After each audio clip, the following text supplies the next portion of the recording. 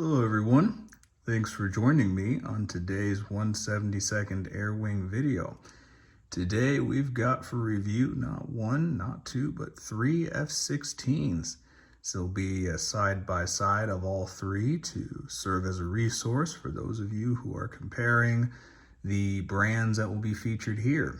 This is also a timely week to make this video because this marks the 50th anniversary of the F-16. It's an interesting story, actually.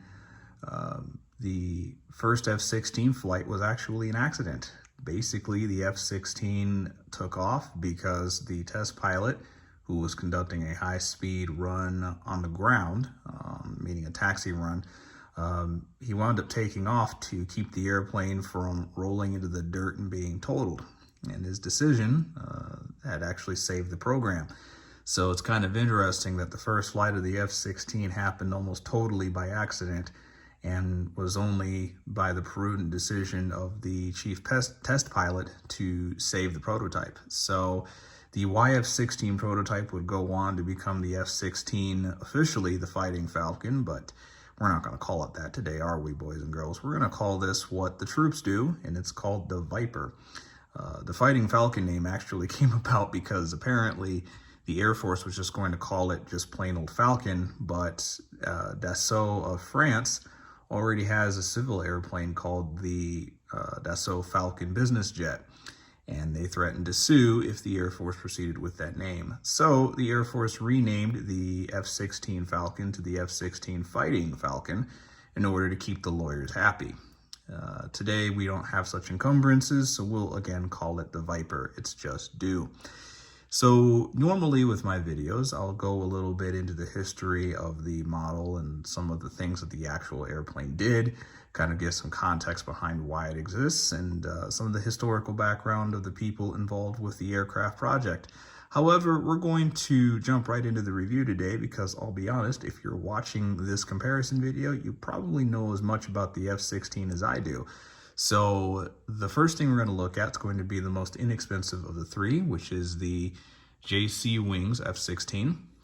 And is this one here in the colors of the 64th Aggressor Squadron out of Nellis Air Force Base, Nevada.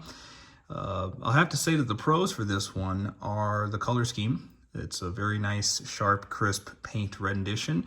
The symbols are not washed out or hard to see, and the cockpit detail is surprisingly good. The bottom of the aircraft is painted relatively consistently, and the ordnance loadout is very visible. So even the nozzle, the aft engine nozzle here, is done pretty nicely. So I would say that's a mark in the favor of JC Wings here. And the overall shape of the F-16 is pretty nicely done as well. Some of the cons, well, it's out the door. You're getting one of these JC Wings F-16s for about $80 to $90 shipped.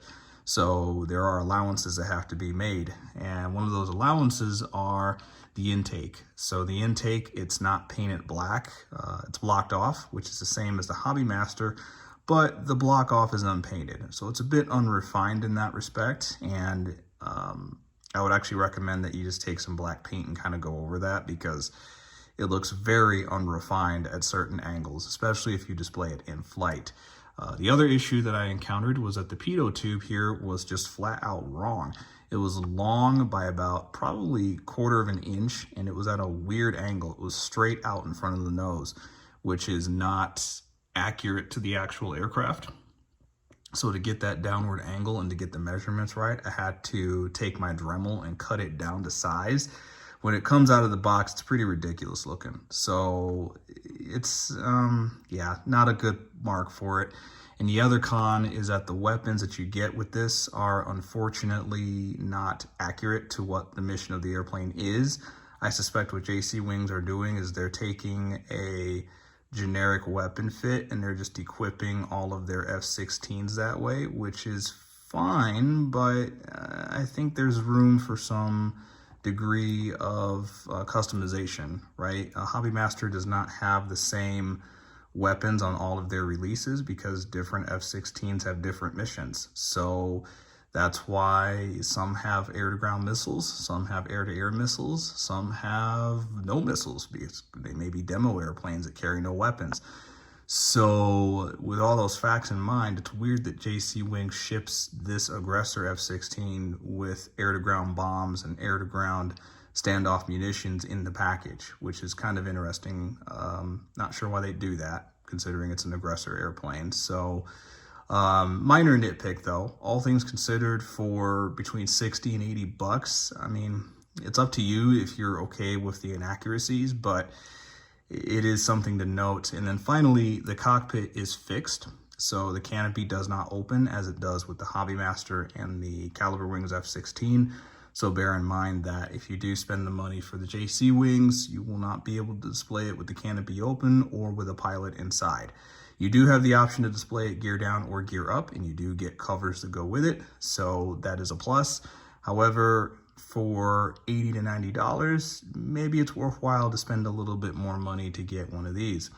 Now, this is an example of HobbyMaster's F-16. This one, once again, in the colors of the 64th Aggressor Squadron, in the very delightful Ghost color scheme, which is emulating a Russian Su-57. I think the color scheme personally looks absolutely badass on a US F-16, but eye of the beholder sort of thing. So many of the things I'm going to say that are good about the HobbyMaster F-16 will apply to pretty much all of their offerings in various degrees. So assuming that the paint job itself is correct, generally HobbyMaster does a pretty good job of nailing it, and they've done a pretty nice job with this Aggressor Squadron F-16 as well. Same thing with the weapons and the targeting, the telemetry pod that you get. This is a telemetry pod which is attached to the Aggressor Squadron F-16s, and that's used to track the airplane's direction when they are flying in red flag and other exercises. So pretty good to see HobbyMaster include that. One of the pros of spending a little bit more money for the HobbyMaster is you get more accurate weapons per release. So you do have to be careful when you shop for those. Make sure that if you want an airplane with air-to-air weapons, that you get one that's, an air-to-air squadron. If you order a demo bird or an air-to-ground one, you might not get the weapons that you're looking for. So just keep in mind that the unit number that you're going to get with this may be important, because you don't get a standard equipment fit with all of their F-16s, which is good, but it does mean that if you get a demo bird and you want, say, air-to-ground bombs, you might miss the boat on that. So I'm glad to say that the canopy does open and close. You can also get this with a demo pilot, so you can put the pilot in or take them out as you see fit. You also get a centerline fuel tank and the ability to display the airplane parked on the ground or in flight.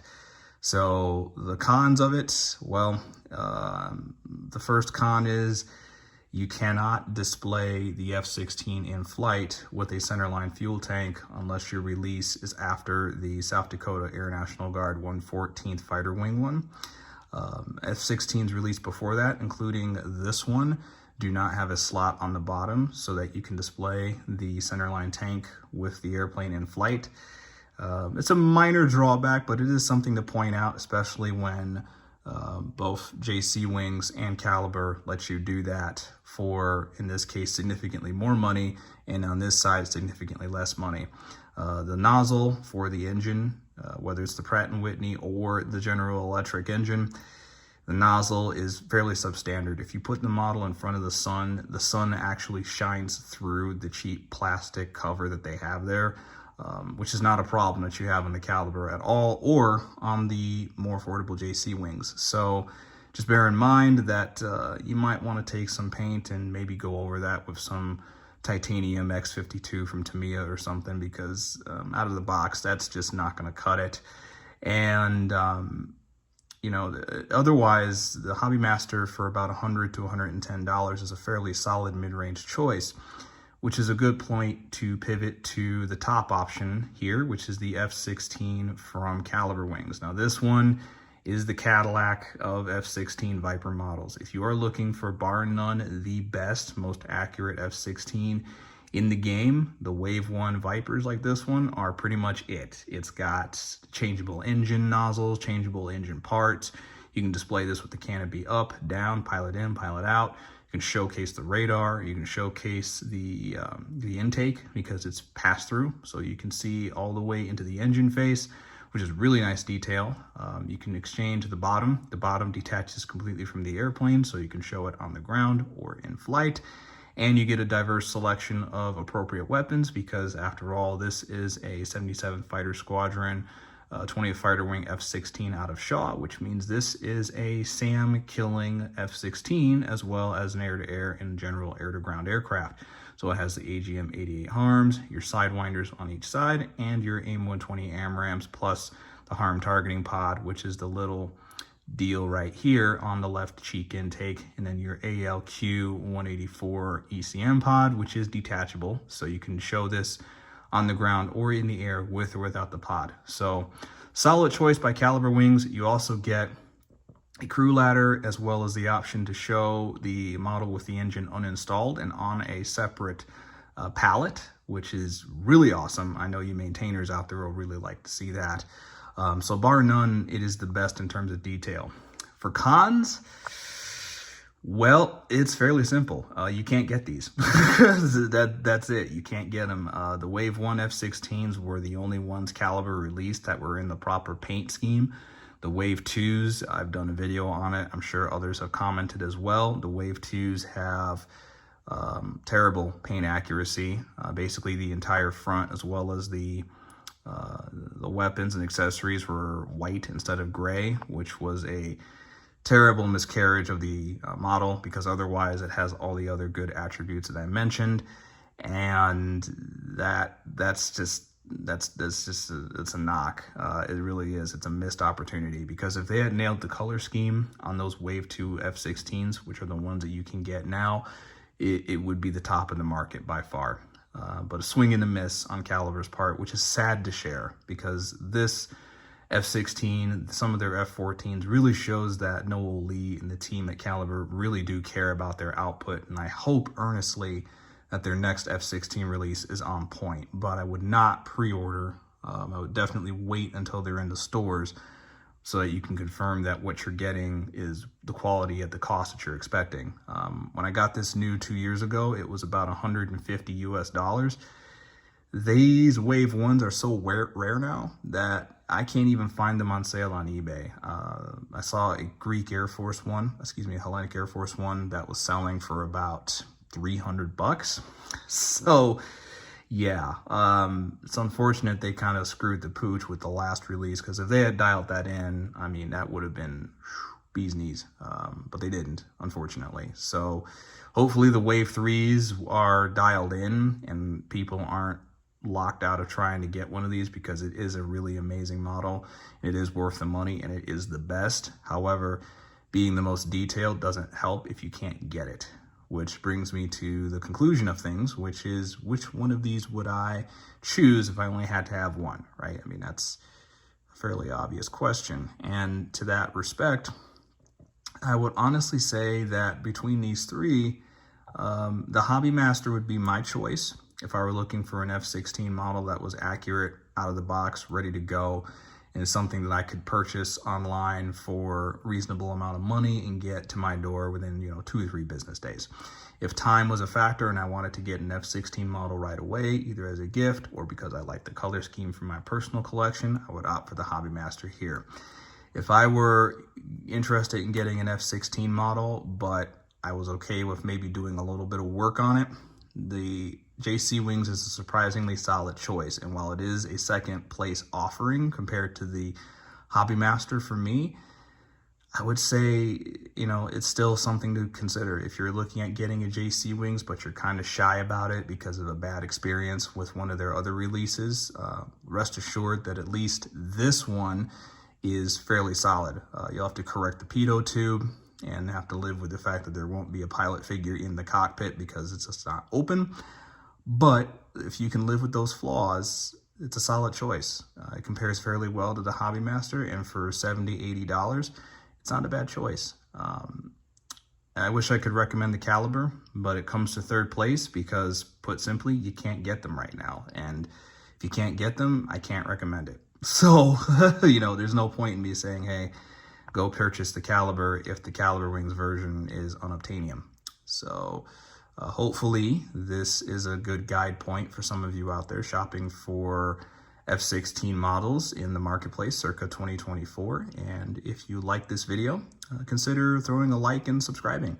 That way we'll tell the YouTube algorithm that you're liking my content, and that's a cue for me to iterate and improve my next videos. So you'll also be notified when I release new content. So if you click the bell icon, you'll get a little blurb on your YouTube feed that I've released a new video.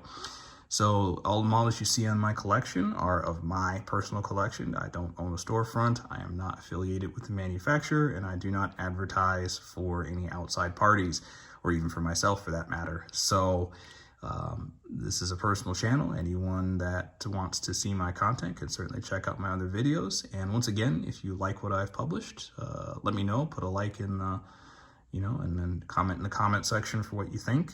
And I'm curious what you all would say. Do you all agree with my ranking, or do you rank the Calibre above all, even though it's it's not the most obtainable one at this point? I can understand why someone would do that, because the Calibre is pretty much top-notch in terms of quality, fit, finish, and all that. But this particular release was the only one that they did in the proper paint color. And like I said, you can't get them. So let me know what you all think. Put it in the comments. Which ones do you have? Which ones do you like? Which ones would you like to have? Thanks for watching.